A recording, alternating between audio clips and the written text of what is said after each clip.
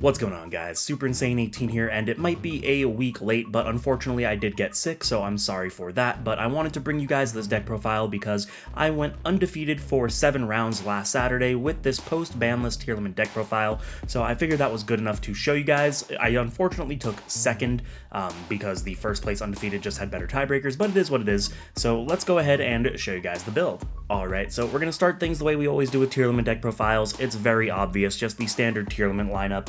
We have 3 copies of Merly, 3 copies of Havnus, 3 copies of Shiren, and then our 2 copies of Rhinoheart. I'm still on the fence about running 3. I do actually have a 3rd now. If you've watched the channel, you know it's a meme that I just couldn't get my hands on a 3rd, which is why I never played it, but now I do have my 3rd, and I'm just not sure if it's really needed. There have been a lot of times where I've wanted the 3rd, so I might put it in, but the deck is at 40. I could always just put it at 41, but you kind of want as much consistency as possible with the ISHIZU cards, so I'm just on the fence. Maybe I'll try it out and let you guys know how it goes, but for now, we're sticking with just the 2 Rhino. Then we are actually playing 2 copies of Agito. Now, I know that this is a weird number for this card. A lot of people either play 3, 1, or 0, but 2 has just been the best number for me personally. It's come up every time it's needed to come up. It's been a really solid option to side out 1 copy of it because there's really not a lot you want to side out in this deck. So for game 1s, having 2 of it just for it to come up is really helpful, and then again the side option.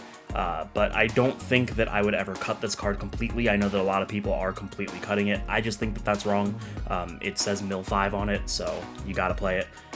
Then we have 3 copies of Kelbeck, which is the better mill 5 because of its other effect as well, essentially just being a hand trap that lets you get rid of a special summon monster your opponent controls.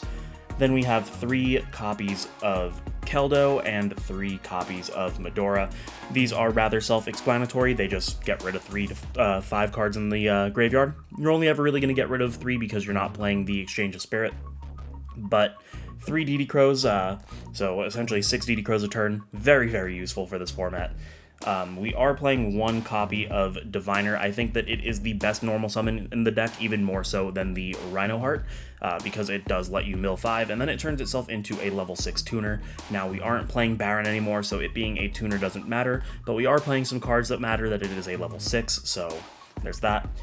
We do still play the 1 copy of Herald of Orange Light. This is just, I think, still kind of mandatory. You could cut it because it doesn't really come up that much anymore, but it's really nice to just have it. I did win a couple of games last Saturday just because I opened this and any of my fairies and was able to stop something like a D-Shifter, so it's still just a very powerful card now. It's just a little bit more sacky than when it was at 3, but it is what it is.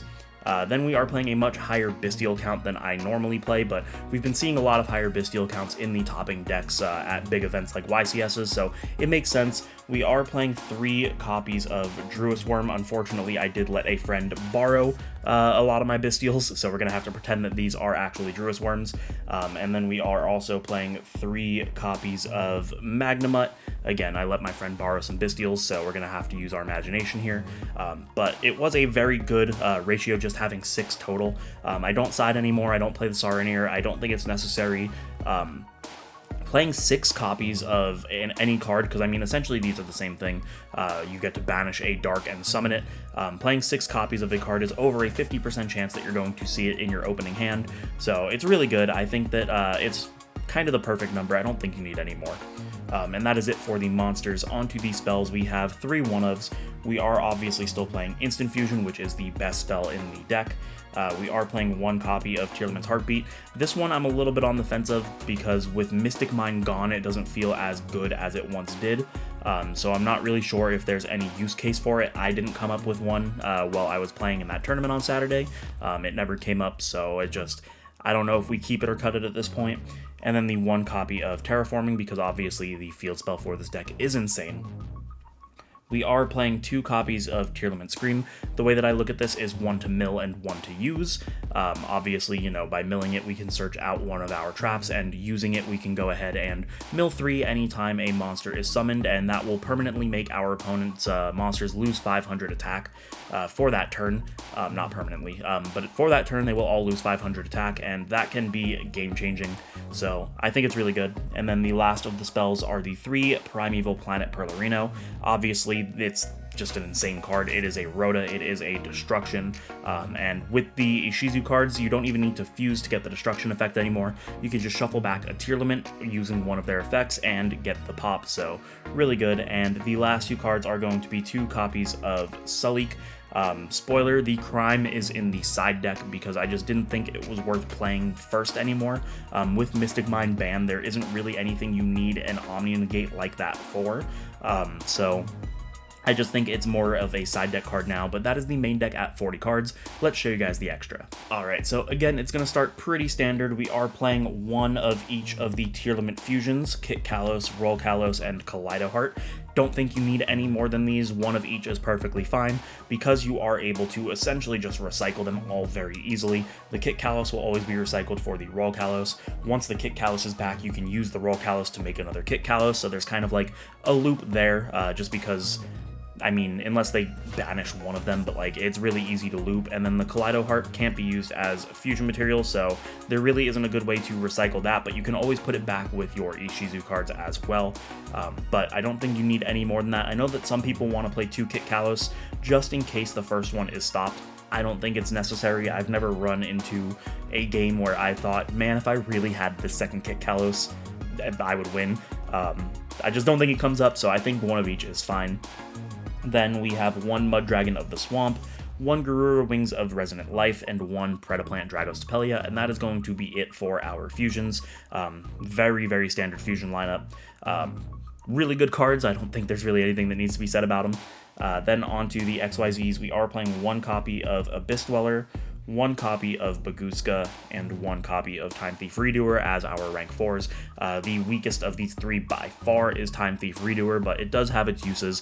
For those of you that don't know, the effect of Time Thief Redoer does not detach for cost. It detaches for effect, meaning that if you had something like a Shiren underneath it, you can detach the Shiren for the effect of this card and still get the effect of Shiren to then fusion summon. So it's kind of a way to quick fuse during your opponent's turn. But I mean, I'm gonna be honest, I never went into it. I might replace it. I don't know what with. I'm maybe thinking of putting in the Baron again, but with less orange lights, Baron doesn't feel as possible as it once did.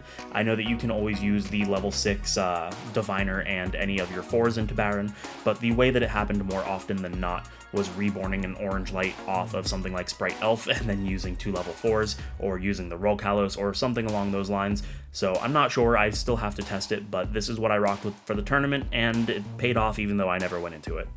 And then we have a couple of rank 6s.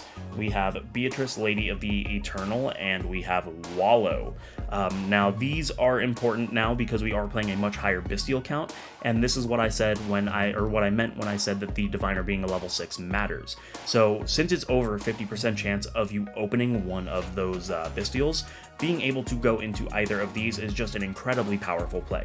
Beatrice can obviously send any of your tier names or any other card that you might need it to send, any of your ISHIZUs, and that will let you get the ball rolling on plays that you need. But if you already have the plays, you can go into Wallow, and that is just another interruption for your opponent because it's essentially another DD Crow. So having an additional DD Crow on top of the ones you already play is just really powerful, especially in the ISHIZU tier mirror match. So that is going to be that. We are playing the 1 copy of Zeus since we have such a high XYZ count, obviously being able to clear the board, and the very, very strong way to do so for the mirror match is to Dweller, swing with the Dweller, Zeus over the Dweller, and then they don't get any of their effects after you Zeus them, so really strong. And then to finish things off, we are playing 1 copy of Dark, 1 copy of Sprite Sprint, and 1 copy of Sprite Elf. All of these are pretty self-explanatory. Obviously, everything is Dark in the format.